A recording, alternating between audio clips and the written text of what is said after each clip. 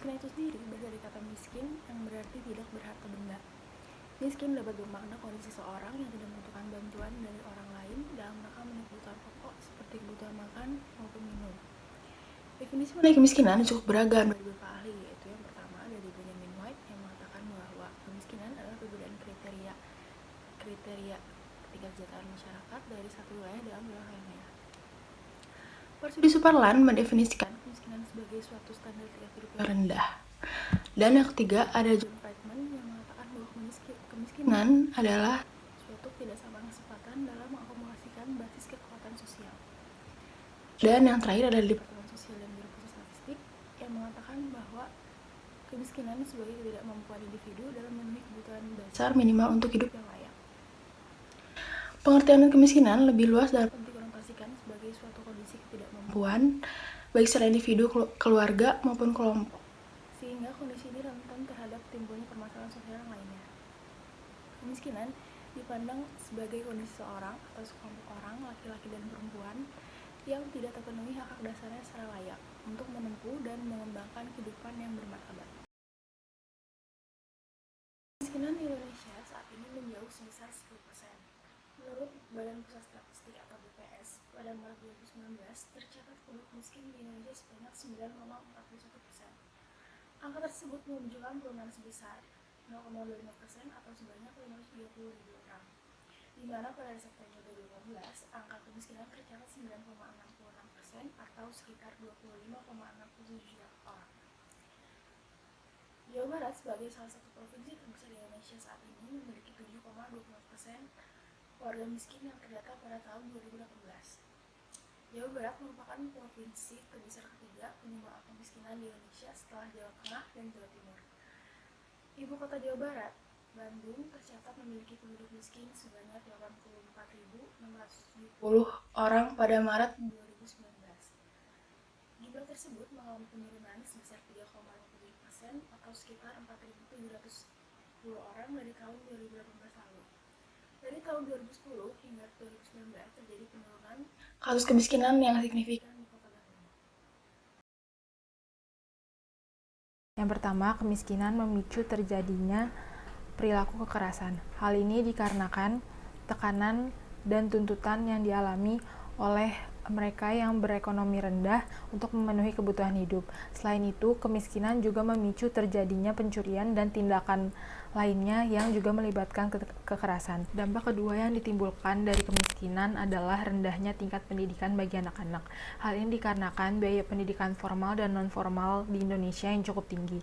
Selain itu, dengan tuntutan orang tua maupun keputusan mereka sendiri, anak-anak tersebut lebih memilih untuk mencari nafkah di jalan untuk memenuhi kebutuhan sehari-hari. Dampak selanjutnya yang ditimbulkan dari adanya kemiskinan adalah bertambahnya angka pengangguran. Hal ini masih berkaitan dengan rendahnya tingkat pendidikan, karena hal tersebut membuat seseorang menjadi tidak memiliki pengetahuan atau kompetensi yang cukup untuk bekerja. Selain itu, lapangan pekerjaan di Indonesia juga masih tergolong sedikit. Dan yang keempat, kemiskinan juga berdampak pada sulitnya mendapatkan pelayanan kesehatan.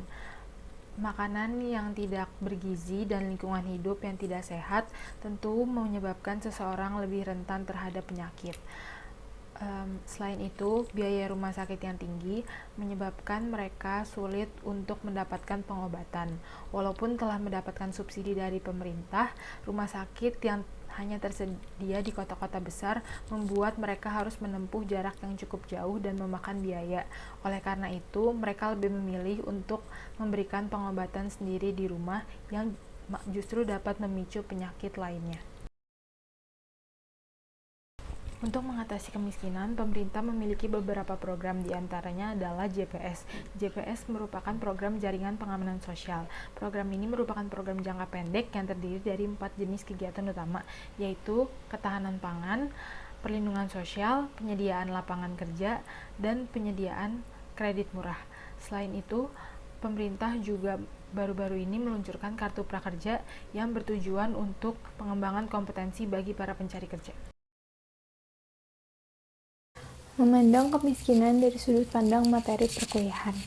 Dalam perkuliahan ada beberapa poin yang membahas tentang kemiskinan. Di antaranya adalah pertama, pendapat gereja tentang kemiskinan.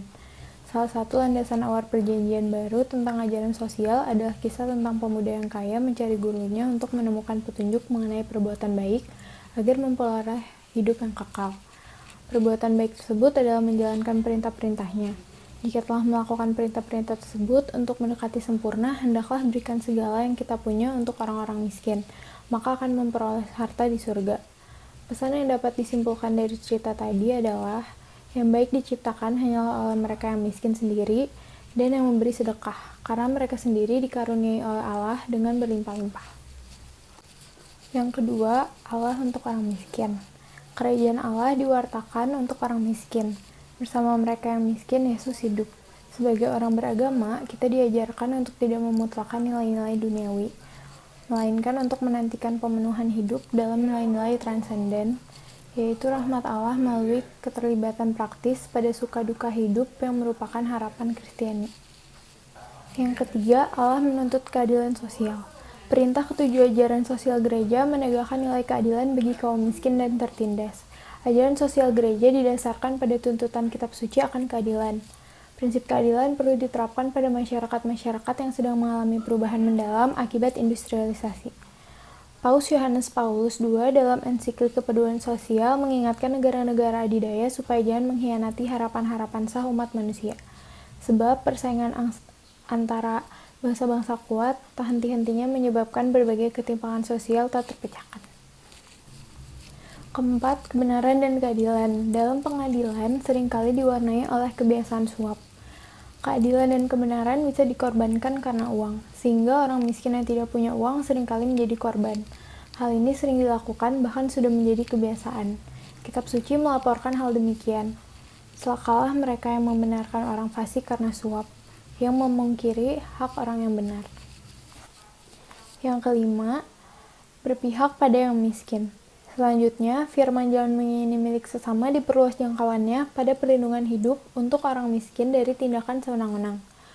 Penyerobotan menyangkut larangan untuk meminjamkan uang dengan riba dan hal-hal yang diperlukan untuk hidup tidak boleh diambil sebagai gadaian.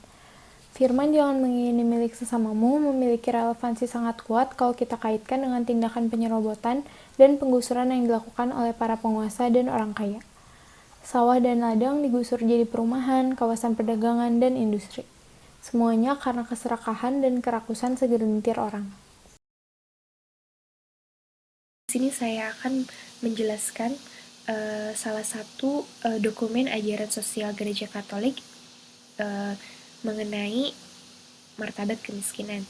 Dan di sini dijelaskan bahwa kemiskinan itu bukanlah sesuatu yang tidak pantas ataupun hal yang memalukan, karena Tuhan Kristus pun memilih berpenampilan sederhana dan dianggap sebagai anak tukang tidak apa-apa untuk dianggap sebagai anak tukang kayu.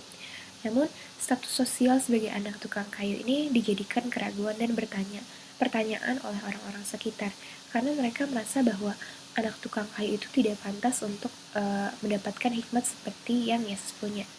Nah, terlihat jelas dari pernyataan sebelumnya bahwa kedudukan seseorang merupakan segalanya. Orang masih melihat dari segi penampilan maupun kedudukan seseorang. Hal tersebut menyebabkan keraguan saat melihat bahwa Yesus hanyalah seorang anak tukang kayu. Padahal Tuhan sendiri tidak pernah membeda-bedakan umatnya. Ia tidak pernah melihat umatnya dari segi penampilan maupun kedudukan. Yang ia lihat hanyalah tindakan, perilaku, sikap yang diperoleh oleh umatnya. Serta Tuhan juga memberikan ganjaran kebahagiaan kepada orang-orang yang tindakannya mulia. Mungkin contohnya seperti membantu sesama atau menolong orang miskin, membagikan harta kita untuk menolong orang-orang yang kesusahan. Nah, karena Yesus sendiri pun dengan tegas mewartakan bahwa kaum miskin terberkati. Di dalam Alkitab berbunyi, berbahagialah mereka yang miskin di hadapan Allah. Nah, yang mana artinya seorang di sini tuh bukan miskin berupa harta ataupun materi, namun sikap hati seseorang yang merasa tidak punya apa-apa untuk dibanggakan atau dipersembahkan di hadapan Allah, kecuali dirinya sendiri.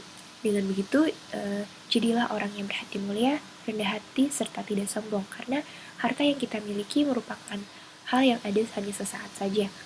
Bagilah hartamu dengan orang-orang yang sangat membutuhkan, seperti kaum lemah dan kaum yang tersisih, yang mana sebetulnya mereka lebih membutuhkan pertolongan kita untuk bertahan hidup. Mereka bekerja sangat keras sampai kelaparan dan seringkali bersedih hati, dan Tuhan pun menyarankan agar mereka datang kepadanya karena Tuhan merupakan sumber kelegaan bagi setiap orang yang membutuhkan. Nah, di Alkitab juga berbunyi, "Marilah kepadaku semua yang letih lesu dan berbeban berat." Nah, hal tersebut yang saya ucapkan tadi untuk menyadarkan orang-orang untuk lebih rendah hati dan tidak ketergantungan oleh harta duniawi, karena yang tadi saya bilang hal tersebut tidak akan dibawa dan dipersembahkan kepada Tuhan, melainkan kebaikan dan ketulusan kerendahan hati seoranglah yang akan dipersembahkan kepada Tuhan kelak. Kaum yang kaya raya, arogan akan harta yang berlimpah akan sadar bahwa apa gunanya harta berlimpah jika tidak dibagikan kepada saudara-saudaranya yang kelaparan. Dengan begitu, kesambungan dari kaum kaya raya akan meredam, sedangkan kaum miskin akan terangkat hatinya. Dengan menolong akan menghindari keangkuhan dan akan mempererat tali silaturahmi, mempererat tali persahabatan antar sesama, sehingga tidak terjadi pemisah antar kedua kelas karena semua umat diciptakan dengan sama rata. Memandang kemiskinan dari sudut pandang Sindu. Sindu atau spiritualitas dan nilai-nilai dasar Universitas Katolik Parahyangan merupakan nilai-nilai yang tertanam dalam hati setiap komunitas akademik Unpar. Kata Sindu berasal dari bahasa Kawi yang berarti air. Di sini saya singkat saja. Saya akan menjelaskan 7 prinsip etis yang terdapat dalam buku Sindu dan hubungannya tentang kemiskinan. Yang pertama, prinsip keterbukaan. Prinsip etis keterbukaan merupakan prinsip untuk membuka diri kepada berbagai wujud Sang Pencipta. Keterbukaan ini memampukan kita untuk menerima segala ciptaan Tuhan dan menghormati mereka meskipun mereka berasal dari berbagai keberagaman. Contohnya keberagaman fisik, keberagaman pendapat, dan keberagaman agama. Kita selain harus menerima mereka, kita juga harus membuka diri kepada saudara-saudara kita yang berbeda ini. Dengan sikap ini, maka kita semua akan merasa sama dan seimbang sehingga dapat muncul sifat persaudaraan di antara kita semua. Yang kedua, prinsip sikap transformatif. Sikap transformatif adalah sikap untuk mau berkembang ke kondisi yang lebih baik di masa yang akan datang. Kita sebagai pribadi juga harus keluar dari zona nyaman untuk berkembang ke arah yang positif. Begitu pula dengan saudara-saudara kita yang kurang beruntung, dalam tanda kutip, orang-orang miskin. Mereka juga harus ditantang untuk keluar dari zona nyaman mereka untuk berkembang agar kondisi ekonomi mereka dapat membaik. Ketiga, prinsip kejujuran. Menurut Sindu, kejujuran dibagi menjadi 2, yakni kejujuran moral dan akademik. Kejujuran moral merupakan sifat yang terbuka dan fair. Terbuka di sini berbeda dari yang keterbukaan. Terbuka di sini berarti melakukan segala pekerjaan secara terbuka dan transparan, tanpa harus menutup-nutupi sesuatu. Fair, yang artinya sama, berarti memperlakukan sesama manusia dengan adil dan seimbang. Yang dimaksud sesama ini meliputi rekan kerja, atasan maupun bawahan. Sedangkan kejujuran akademik adalah kemampuan untuk menyampaikan informasi dengan benar seperti adanya. Tentu saja dalam hal ini, kita semua termasuk kaum miskin dituntut untuk bersikap jujur kapanpun dan dimanapun. Keempat, keberpihakan untuk mengutamakan kaum papa.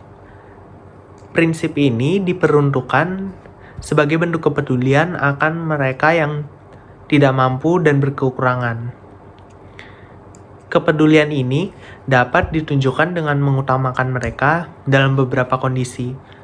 Contoh, Unpar memberikan beasiswa berupa pengurangan uang kuliah kepada mereka yang ingin mengemban pendidikan tetapi tidak mampu secara ekonomi.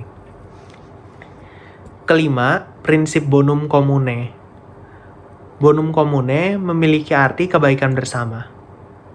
Lebih detail, istilah ini menggambarkan kondisi yang adil dan sama rata bagi setiap pribadi tanpa memandang golongan atau etnis manapun. Kondisi ini meliputi rasa aman, sejahtera, dan tentram. Bagi kita, tentu saja hal ini merupakan sesuatu yang sudah biasa. Tetapi bagi saudara-saudara kita yang kurang beruntung, seperti pengemis atau pemulung yang tidak mempunyai tempat tinggal dan harus tinggal di jalanan, rasa aman merupakan sesuatu yang sulit untuk dicari karena mereka rentan terhadap bahaya dan tindak kriminal. Keenam, prinsip subsidiaritas. Subsidiaritas merupakan hal yang berhubungan dengan kepengurusan organisasi secara mendalam. Hal ini berkaitan dengan pengelolaan organisasi di mana setiap anggota memiliki otoritasnya masing-masing, sehingga mereka tidak diperkenankan untuk mencampuri urusan anggota lain, sekalipun yang jabatannya lebih rendah. Meskipun hal ini tidak ada kaitannya tentang kemiskinan, namun pengelolaan organisasi yang baik, khususnya organisasi yang turun tangan secara langsung untuk mengatasi permasalahan kemiskinan, dapat lebih membantu saudara-saudara kita yang kurang beruntung di luar sana. Yang terakhir, prinsip nirlaba.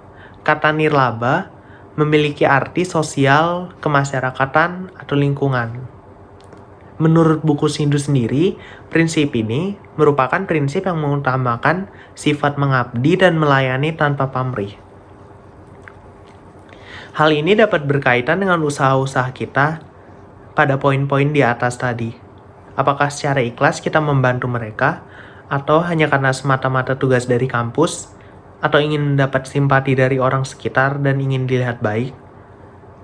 Tentu saja, kita harus membantu sesama yang dilanda kemiskinan secara ikhlas, bukan karena hanya alasan-alasan di atas. Dengan ikhlas, kita dapat memupuk diri kita untuk belajar untuk lebih bersyukur, percaya diri, sabar, dan rendah hati. Dalam membuat sebuah solusi untuk mengatasi kasus kemiskinan, diperlukan beberapa aspek yang harus diperhatikan, yaitu jiwa sosial, kepekaan, sikap inisiatif, dan intelektual. Rencana kegiatan solutif yang kelompok kami pilih adalah mengadakan pelatihan bisnis online secara gratis. Siapapun dapat mengikutinya. Akan tetapi, target utama dari kelompok kami adalah generasi milenial. Mengapa generasi milenial? Karena generasi milenial adalah generasi harapan bangsa yang peningkatan kemampuan serta keterampilannya perlu diutamakan. Latar belakang mengapa kelompok kami memilih pelatihan bisnis online adalah karena kelompok kami menyadari betul salah satu faktor penyebab kemiskinan di Indonesia adalah banyaknya individu yang memiliki kekurangan dalam kemampuan serta keahlian. Hal ini berakibat mereka hanya akan mendapatkan pekerjaan yang seadanya atau bahkan dalam keadaan ekstrim akan menjadi seorang pengangguran. Mengapa pelatihan yang kami pilih adalah bisnis online? Karena bisnis online merupakan bidang yang sangat berkembang pada masa kini. Hal ini disebabkan oleh kemajuan teknologi yang sedang berkembang pesat. Masyarakat menginginkan sesuatu yang cepat, mudah, dan praktis. Pada pelaksanaannya, kami akan menggunakan dua media, yaitu online dan offline. Pada media online, kami akan menggunakan platform Instagram dan YouTube, sehingga masyarakat dari luar kota juga dapat mengaksesnya. Tidak terbatas hanya masyarakat dari Bandung saja. Di sini kami akan bekerja sama dengan para influencer, sehingga pelatihan kami akan lebih banyak diikuti banyak orang dan akan lebih menarik. Kami akan berusaha untuk membuat konten sebaik mungkin serta bermanfaat bagi masyarakat. Menyadari betul tidak semua warga Indonesia dapat mengakses internet dan menggunakan alat elektronik, maka kami memutuskan untuk melakukan pelatihan offline secara rutin, di mana kami akan bekerja sama dengan pemerintah untuk terjun langsung ke lapangan dan mengadakan pelatihan di berbagai pemukiman warga, khususnya bagi warga yang memiliki gaji di bawah UMR dan merupakan seorang pengangguran. Bagaimana cara kelompok kami dapat mengukur bahwa kegiatan solutif kami telah berhasil? Di dalam pelaksanaannya, pelatihan ini tidak hanya akan mengajarkan teori saja, kami juga akan membantu setiap individu yang mengikutinya, seperti dalam pembuatan bisnis plan dan sebagainya. Kami juga akan terus memantau pergerakan dari setiap individu yang telah mengikuti pelatihan kami. Tolak ukur bahwa kegiatan kami telah berhasil adalah saat di mana banyak jumlah individu yang telah mengikuti pelatihan dari kami dapat berkembang membuat bisnis online sendiri. Selain itu, mereka telah mendapatkan balik modal dan mendapatkan profit dari bisnis online yang telah mereka rancang sendiri.